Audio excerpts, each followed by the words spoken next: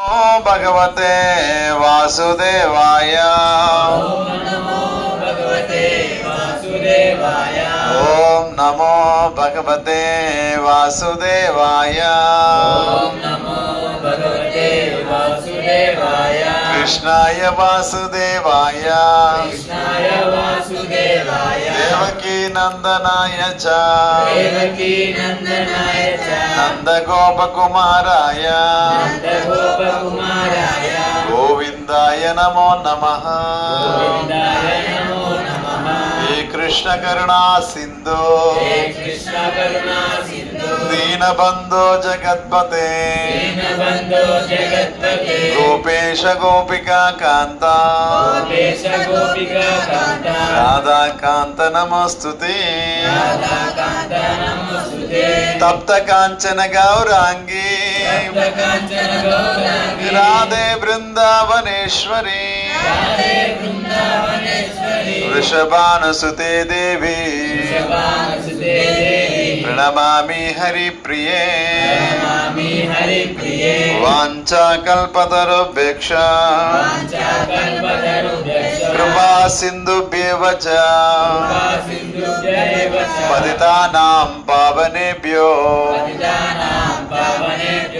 వైష్ణవేభ్యో నమో నమః. జయ శ్రీ కృష్ణ చైతన్య ప్రభు నిత్యానంద శ్రీ అద్వైత గదాధర శ్రీవాసాది గౌరభక్త బృంద. హరే కృష్ణ హరే కృష్ణ కృష్ణ కృష్ణ హరే హరే హరే రామ హరే రామ రామ రామ హరే హరే.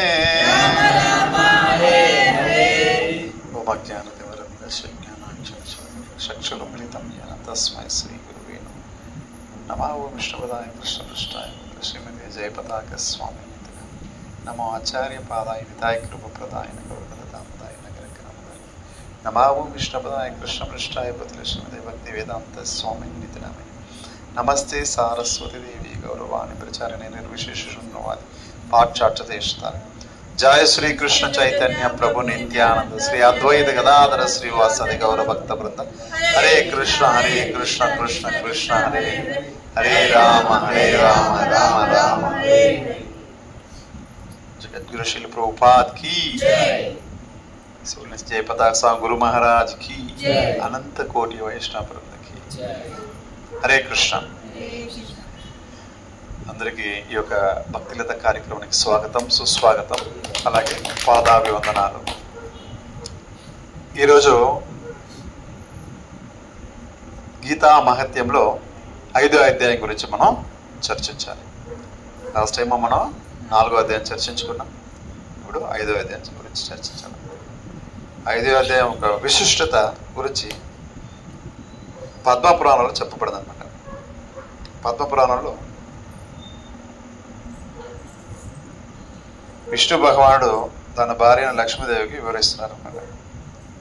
ఓ లక్ష్మి, ఈ యొక్క భగవద్గీత అధ్యాయాలన్నీ కూడా చాలా గొప్పవి, అన్ని శ్లోకాలు కూడా చాలా గొప్పవి. అందులో ప్రత్యేకించి 5వ అధ్యాయం విశిష్టత గురించి నీకు ఇప్పుడు చెప్తాను విను అనేసి భగవద్గీత విశేషం గురించి కూడా చెప్పడం జరుగుతుంది. అలా చెప్పే విధానికి వస్తే, పింగళ అనే ఒక గొప్ప బ్రాహ్మణుడు ఉంటాడు అనమాట. గొప్ప కులం జన్మ తీసుకున్న ఒక గొప్ప బ్రాహ్మణుడు ఉండేవాడు పింగళ అనే వ్యక్తి. అతను బ్రాహ్మణ కులంలో జన్మ తీసుకుని ఎంతో చక్కగా తన తండ్రి వారి ఆధ్వర్యంలో బాగా కూడా ఈ యొక్క పాండిత్యం అని నేర్చుకుంటారు. వేదాలు, ఉపనిషత్తులు, అష్టాదశ పురాణాలు, పాండిత్యం అని కూడా బాగా నేర్చుకుంటారు.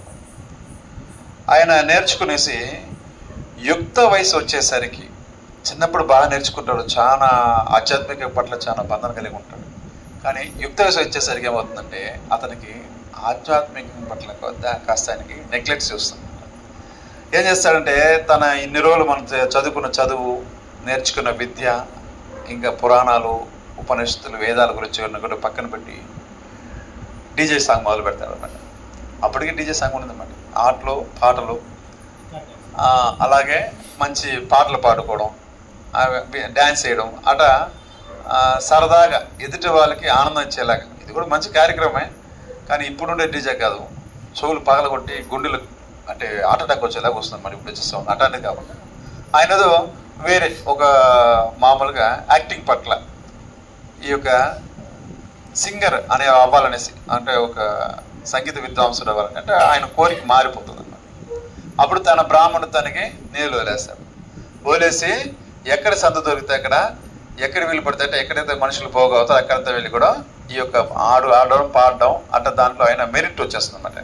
మంచి మనకి గుర్తింపు వస్తుంది. కష్టపడతాడు పాపం, కష్టపడిన గుర్తింపు వస్తుంది.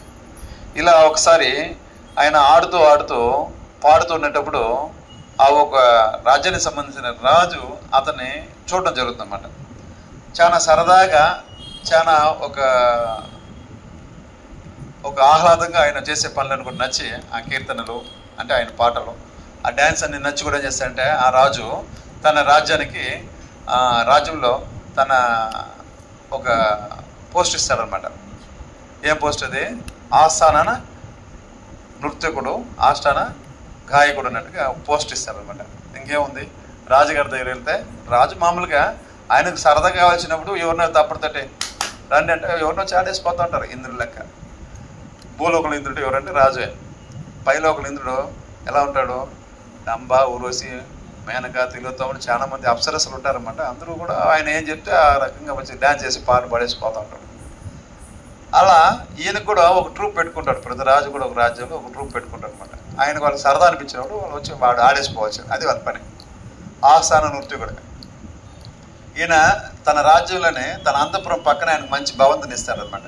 మంచి సదుపాయం కలిగిస్తాడు. ఇంకేం చేస్తాడు? ఇంకా ఐశ్వర్యం ఎక్కువ వస్తే ఏమవుతుంది? కళ్ళు బయర్లు గమ్మేస్తుంది. ఏమవుతుంది? కళ్ళు అయితే పనికి రాని పనులని చేస్తాం. పనికి వచ్చే పనులు ఏం లేనప్పుడు నిజాయితీగా ఉంటాడు. దాంతోపాటు మంచి అలవాటు కలిగి ఉంటాడు అనమాట.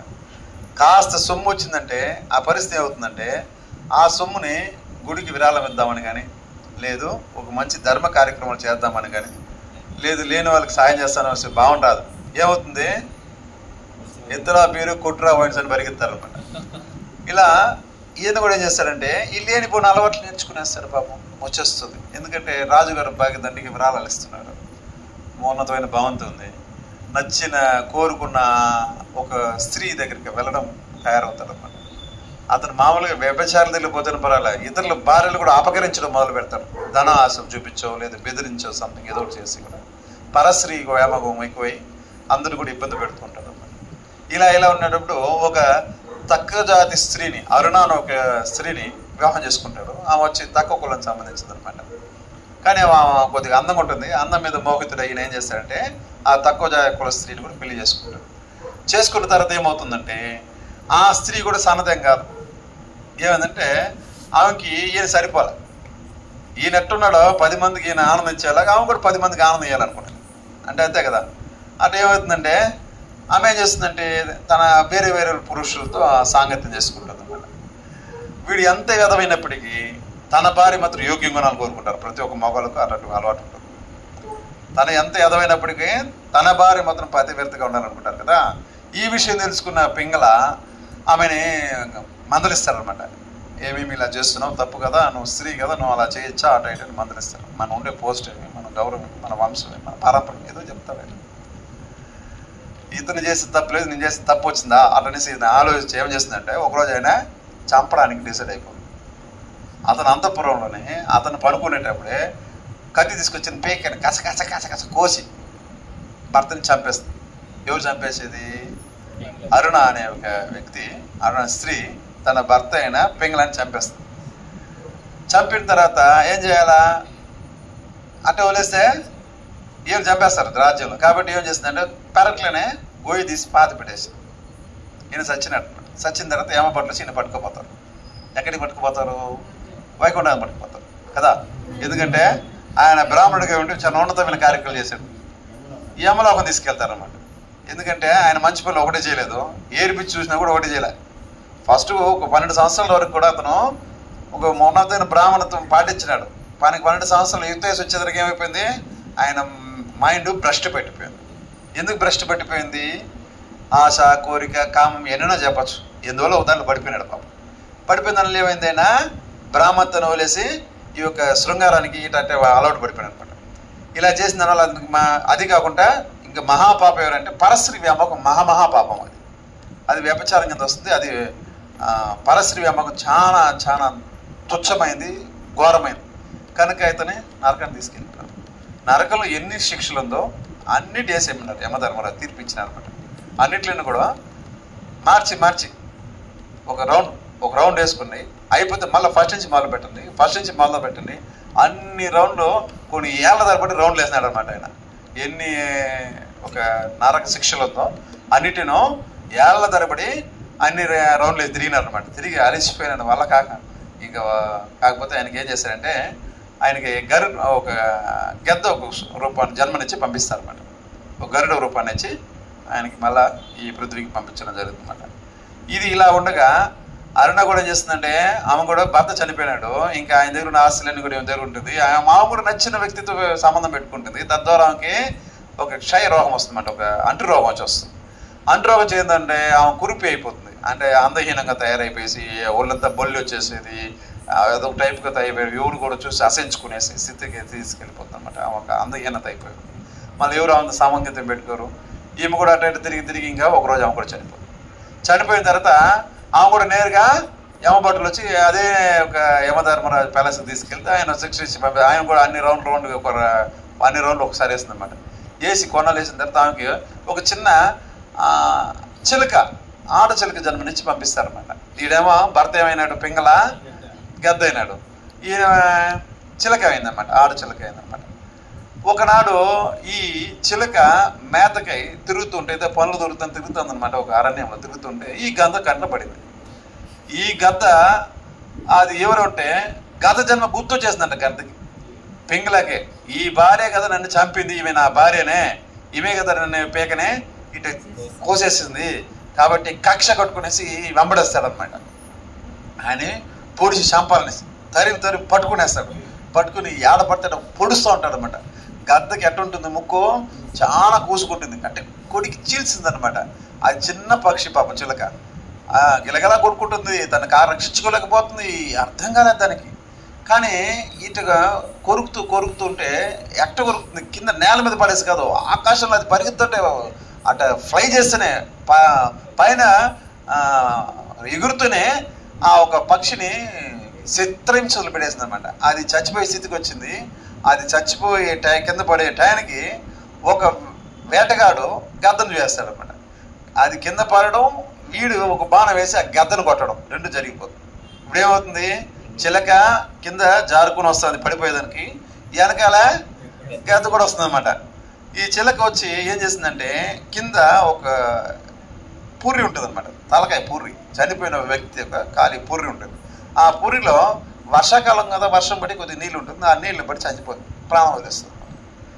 ఈ గద్ద కూడా అదే ఫాస్ట్గా అక్కడి నుంచి వచ్చి ఏం చేస్తుందంటే, అది కొద్దిగా పక్కపడి ఆ తల వరకు ఆ పూరిలో పడుతుంది అనమాట, నీళ్ళు పడుతుంది. వెంటనే వాళ్ళకి యమకంకలు రావడం, తీసుకెళ్ళిపోతారు. ఎక్కడ తీసుకెళ్ళిపోతారు, మళ్ళీ వాళ్ళని యమలోకం తీసుకెళ్ళిపోతారు. వీడు విశేషం అంటే, యమధర్మరాజు వాళ్ళని రమ్మనేసి వాళ్ళు ఉన్నత ఆసనం ఇస్తారనమాట. ఎందుకంటే ఉన్నత ఆశిస్తున్నాడు యమధర్మరాజు అంటే, మీ పాపాలన్నీ అయిపోయింది, వెళ్ళిపోయింది, మీరు మీ పాపాలన్నీ పరిష్కారం చేస్తుంది, ఒక పాపం కూడా పెండింగ్ లేదు. అదే స్వామి, మీ ఒక మంచి కార్యం కూడా చేయలేదు కదా, మా పాపాలన్నీ ఏమైపోయింది అంటే, మీరు ఏదైతే ఈ పైనుంచి నేల మీద పడినప్పుడు మీకు ఒక పుర్రు దొరికింది కదా, ఆ పుర్రి వడుగా అనే ఒక గొప్ప భక్తుడు, ఆయన వచ్చి ఒక వైష్ణవుడు, ఆయన ఈ గంగానది తీరంలో ఆయన వడుగా ఆయన నిత్యము భగవద్గీత పారాయణ చేసేవాడు. నిత్యము హరే కృష్ణ కృష్ణ కృష్ణ హరే హరే రామ రామ రామ హరే, ఇలా నామ జపం చేస్తూ నిత్యము కూడా ఈ యొక్క భగవద్గీత 5వ అధ్యాయాన్ని ప్రతిరోజు చదువుతాడు అన్నమాట. అధ్యాయం చేసేవాడు. మనలాగా మీరంతా బాగా చేస్తారు, ప్రతిరోజు భగవద్గీత చదువుతాం కదా మనంతా. అట్లా చదివి ఆయన అధ్యయనం చేస్తుంటే తద్వారా అతను పునీతుడై తన శరీరం విడిచిన పిమ్మట ఆయన శంకు చక్ర గదాపం ధరించి విష్ణు స్వరూపం తీసుకునేసి పుష్పమాకం ఎక్కి వైకుంఠలోకానికి వెళ్ళిపోయినాడు అనమాట. ఏదైతే ఆయన చనిపోయిన తర్వాత ఆయన శరీరం దహనం క్రియలు చేస్తారో ఆ దహనం తర్వాత ఆ పూర్ణ ఎముకలు మిగులుతుంది లాస్ట్లో. ఇంత పెద్ద శరీరం, ఈ శరీరం కాలేసి ఏమవుతుంది, పిడికిడి బూడిది పనికిరాని ఎముకలు ఉంటుంది అనమాట. అది పిల్లలు ఆడుకుంటారు, కుక్కలు అయితే మంచిగా పక్కకు పరిగెత్తుంది, అటు ఏదో ఒకటి జరుగుతూ ఉంటుంది అనమాట. అలా ఆ ఒక అంత గొప్ప వైష్ణవుడు అతను తల కాబట్టి అతని తల కపాలంలో ఆ పూరి ఒక తల దాని నీళ్ళు మీరు పన్నారు కాబట్టి మీరు పవిత్రులు అయిపోయినారు, మీ పాపం పటాపంచలు అయిపోయింది. హరి హరి ఏం జరిగిందిలా? కేవలము ఒక వైష్ణవుడు, ఒక గొప్ప ఒక భగవద్గీత పారాయణుడు, హరినామ పారాయణుడు, అతను ఒక విడిచిపెట్టిన శరీరం నుంచి ఉన్న కేవలం ఒక పుర్రి తల ఒక ఎముక ఇద్దరు దీవుల్ని ఉద్ధరించిందంటే ఆ వైష్ణవ కృప ఎలా ఉంటుంది చూడండి. మనందుకే వైష్ణవ ఒక ప్రణామంత్రం చెప్తాం కదా, వాంఛ కల్పతరుపేక్ష కృపా సింధుభ్యవచ పతితానాం పావనేభ్యో. అంటే కృపకి నిలయంగా ఉంటారంట వైష్ణవులు. ఏది నిర్ణయం ఉంటారో కృపకి, కృపణకి కాదు. మనంతా కృపణలు. కృపణ అంటే మన దగ్గర ఏది ఉన్నా కూడా ఇచ్చేది మనసు రాదు మనకు. కానీ వైష్ణవుడు ఎట్టుండాలంటే, వైష్ణవ లక్షణం ఎలా ఉంటుందంటే కృపా సింధు. సింధు అంటే సముద్రం, పెద్ద సాగరం. కృపకి సాగరమై ఉంటారంట. సాగరంలో ఎంత నీళ్ళు ఉంటుంది చెప్పలేం. ఎన్ని నీళ్ళు ఉంటుంది, ఎన్ని బిందులు ఉంటుంది, ఎన్ని లీటర్ ఉంటుంది, ఏం చెప్పలేం అనమాట. అలా కృపా సింధు అభ్యవచ పతితానాం, పతితులని, ఇటువంటి పతితులు ఇప్పుడు చూడు అతని పతితులు వాళ్ళు ఇటువంటి ధర్మ కార్యక్రమాలు కానీ మంచి కథా శ్రవణం కానీ ఏది చేయలేదు. అయినప్పటికీ వాళ్ళకు ఉన్నత స్థాయి ఎలా వచ్చింది? కేవలము ఆ ఒక వైశ్యుడు ఒక పొరిలో నీళ్ళు తగిలితే వచ్చేసిందంటే వాళ్ళు ఎంత దయామయులు ఉంటాడు. కాబట్టి ఎటువంటి పరిస్థితులు కూడా జీవుడు గుర్తుపెట్టుకోవాలి. ప్రతి ఒక్క మనిషి మానవుడైన వాడు గుర్తుపెట్టుకోవాల్సిన విషయం ఒకటి ఏంటంటే వైష్ణవత్వం చాలా గొప్పది. ఎలా గొప్పది అంటే వైష్ణవత్వం అనేది ఒక విష్ణు స్మరణ, విష్ణునామస్మరణ చేస్తాం, మనం కృష్ణనామస్మరణ చేస్తాం. ఆ స్మరణ అనేది ఏం చేస్తుందంటే మనం కనిపించి ఒక వ్యక్తుల్ని కాకుండా కనపకుండా జీవుల్ని కూడా ఉద్ధరిస్తుందంట. అందుకే మహాప్రభు ఈ యొక్క మంత్రాన్ని ఎలా చెప్పమంటాడో బహిరంగంగా శబ్దంగా చెప్పమంటాడు అనమాట. శబ్దంగా అంటే డీజే లెక్క కాదు. మనకి వినప్పుడు పక్కన కొందరికి వినపడితే చాలు, డిస్టర్బెన్స్ లేకుండా హరే కృష్ణ కృష్ణ కృష్ణ హరే హరే, హరే రామ రామ రామ హరే. మంత్రానికి గ్యాప్ కూడా బాగుండాలా, అలాగే స్పష్టంగా పలకగలగాలి. అది శ్రవణం కీర్తనం రెండు బాగా చేసినట్లయితే ఏమవుతుందంటే మనకు దాని పట్ల ఒక ఆసక్తి ఎక్కువ అవుతుంది. అప్పుడు మనకేమవుతుందంటే 16 మాలల పట్ల మనకి ఒక కేంద్రీకరణ అవుతుందన్నమాట. మన మనస్సు దాంతో కేంద్రీకరింపబడుతుంది. లేకపోతే ఏమవుతుందంటే సైలెంట్గా జపం చేస్తే ఏమవుతుంది అంటే నిద్ర వస్తుంది. ఎవరికి నిద్ర రాకపోతే చూడండి, జపమాలు ఎత్తుకుంటే చాలా మందికి నిద్ర వస్తుంది. అది తెల్లారితే మంగళారతి లేస్తే మన టెంపుల్ అయితే తెల్లారితే 4:30కి మంగళారతికి వస్తారంటే 3:30 లేచి ఉండాలి. 3:30 లేచి స్నానపానాలు చేసుకుని 4:30కి వచ్చి కూర్చున్నారంటే ఆ మంగళారతి నిలబడుకుని చేస్తాం కాబట్టి ఆడ ఏం కాదు, పర్వాలేదు. కానీ కీర్తనలు అయిపోయిన తర్వాత జపా సెక్షన్ వచ్చిన తర్వాత ఒక 5:30 కూర్చొని జపం స్టార్ట్ చేస్తే ఒక 2-3 మాలలే, మళ్ళీ 4వ మాల 3వ మాల అంటే లాక్కపోతుంది. 5-6 మాలకైతే ఇంకా అస్సలు లెక్కే లేదనమాట. అలా ఏమైతుంది, ఈ మాల కంప్లీట్ అయిపోయేసరికి అతనికి 16 మాల పెద్ద మత్తు తాగేసిన వాళ్ళకి తయారైపోతారు. అంత గొప్ప ఒక డీప్ స్లీపింగ్ వెళ్ళిపోతుంది, మనసు తేలికైపోతుంది. జపంకి మహత్వం ఎవరంటే మనసులో బోల్డెన్ ప్రాబ్లమ్స్ ఉంటుంది ప్రతి ఒక్కరికి. హలో హవాయు అంటారు అనమాట. హవాయు అనే కాదు, అందరూ ఎవడు కానీ ఇక్కడ బాగుంటాడు కానీ ఫైన్ అంటూ ఉంటారు ఊరికనే. కానీ నిజంగా మనసు ఎప్పుడు తృప్తి చెందుతుందంటే భగవన్ నామాన్ని ఎప్పుడైతే మన మనస్సు నుంచి ఆత్మకి ఇస్తామో ఆత్మ రాముడు చాలా హ్యాపీ అయిపోతాడు అనమాట. ఆయన హ్యాపీ అయితే శరీరం కూడా హ్యాపీ అవుతుంది. కాబట్టి భక్తి చాలా అవసరము. అందులో కూడా ఈ భగవద్గీత చాలా అవసరం. ఎందుకంటే భగవద్గీత మన మాన్యువల్, మనం ఎలా బతకాలని నేర్పిస్తుంది, ఎలా ఎదుటి వాళ్ళ దగ్గర వివరించాలని నేర్పిస్తుంది, ఎలా చనిపోవాలని నేర్పిస్తుంది, అలాగే పుట్టుక లేకుండా చేసేంత శక్తిని ఇస్తుంది అన్నమాట. ఈ జన్మ మృత్యు జరావ్యాధి నుంచి మళ్ళీ రాకుండా మనం కాపాడుతుంది. కాబట్టి మనం భక్తి నేర్చుకోవడం ఎంత అవసరమో అందులో భగవద్గీత నేర్చుకోవడం కూడా చాలా అవసరం. హరే కృష్ణ కృష్ణ కృష్ణ హరే హరే, హరే రామ రామ రామ హరే హరే.